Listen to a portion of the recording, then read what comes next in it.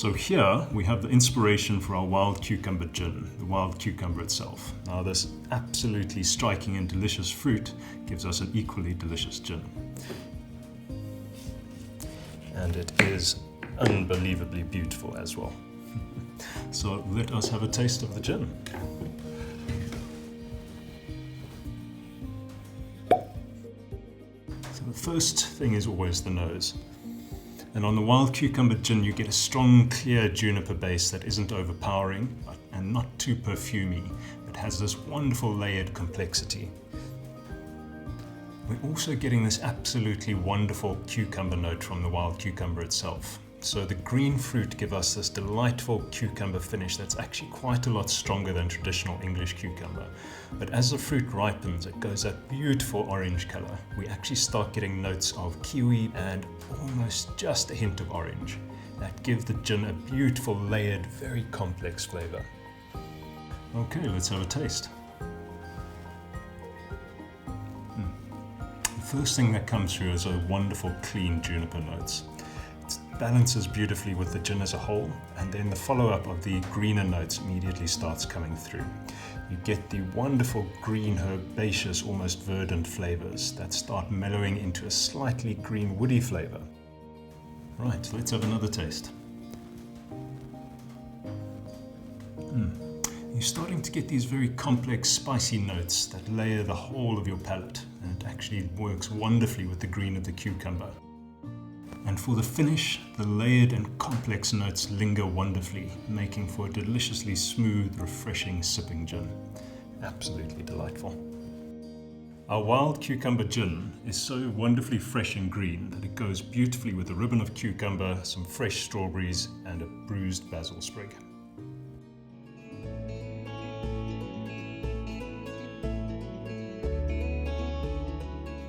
This is the pod of the Bushwillow tree, and we actually open this up and use the seeds inside. It gives us an amazing flavor that makes this one of the most striking gins in our range. Let's have a taste and enjoy.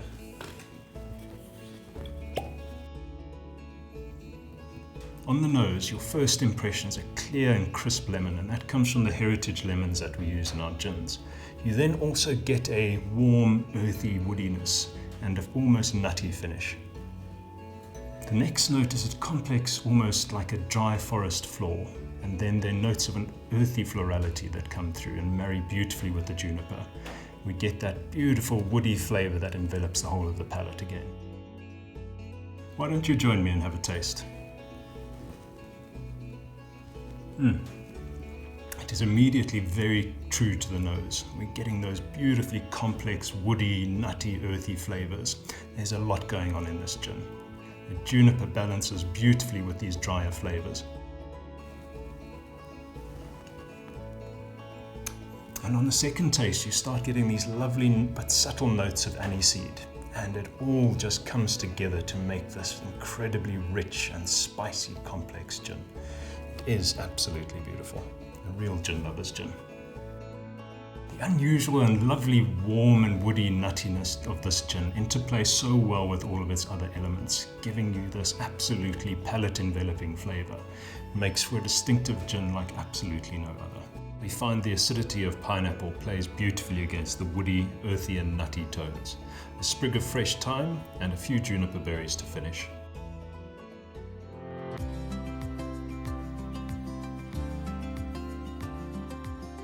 This is our Marula gin, which is made with the fruit of the Marula tree, which, as with all of our botanicals, grows in the area around the distillery. So it is a distant relative of the mango family and has this absolutely amazing and so difficult to define taste. So let's have a taste of this together and start with our Marula.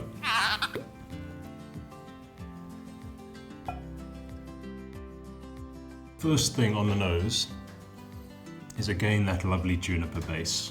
It's there but not overwhelming, and it meshes really well with that complex Marula flavor. There's that tangy, almost tart citrus note, but the fruity finishes as well. And then we're also getting just the first hints of the bushveld florals that we use. So as always, the taste is a vital part of any gin. So let's find out what we have there. So the first thing, as it should be with any gin, is that lovely juniper kick. That is, again, not too strong, meshes very well with the Marula. But now suddenly the florals are really coming to the fore. We're getting some of that almost orange blossom flavor.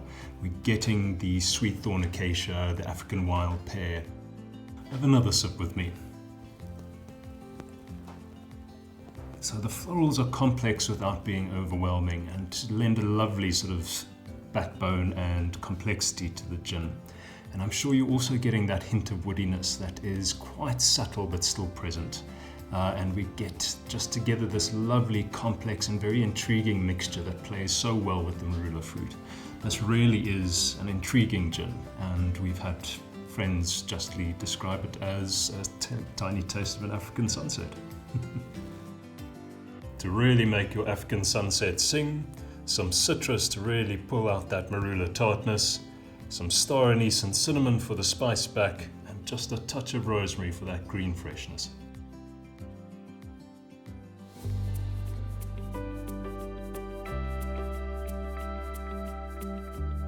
This unusual thing over here is the fruit of the snuffbox tree. It gets its name because for centuries locals used to hollow it out to store precious snuff in. It actually is so hard that you need a hammer to get inside, but once you do, you find the dark fruit within. Now this has got the most amazing flavors, malty, burnt caramel, almost a vanilla flavor. And when we found this growing just 5 meters from the distillery door, we knew we had to make a gin out of it. And that is the story of how we created our Snuffbox Collector's Edition gin. Let's have a taste together.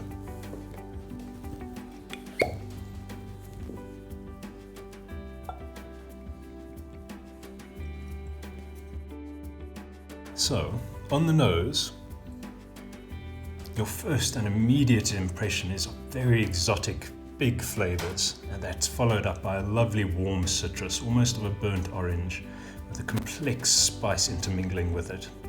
There's a lot of very big flavors in here, and let's see what else we can find. And then you get some of those absolutely amazing burnt caramel, cacao, sort of malty flavors. It really is unlike anything else. There's a deep richness to it that almost has a hint of coffee as well.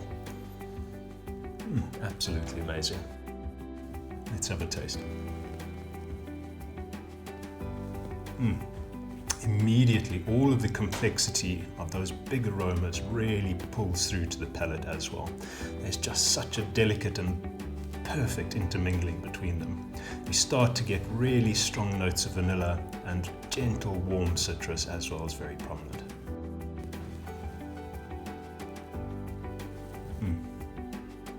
As you let it linger, you start getting a gentle earthiness, a warm spiciness, almost of nutmeg. Again, everything works so well together, and it just is a beautiful balance between those burnt caramel, slightly desserty flavors and the juniper and spice of the rest of the gin. A lovely, warm, smooth and harmonious finish. As one of the judges said when awarding Snuffbox a double gold medal, this is a real smooth talker. So for the garnish on the Snuffbox, it is such a unique gin that we actually try and keep it very simple, clean and delicious. We really want the gin to shine here. After all the lovely tastes we've had, what better way to end the day than sundowners with friends? Cheers from me and the Flowstone team.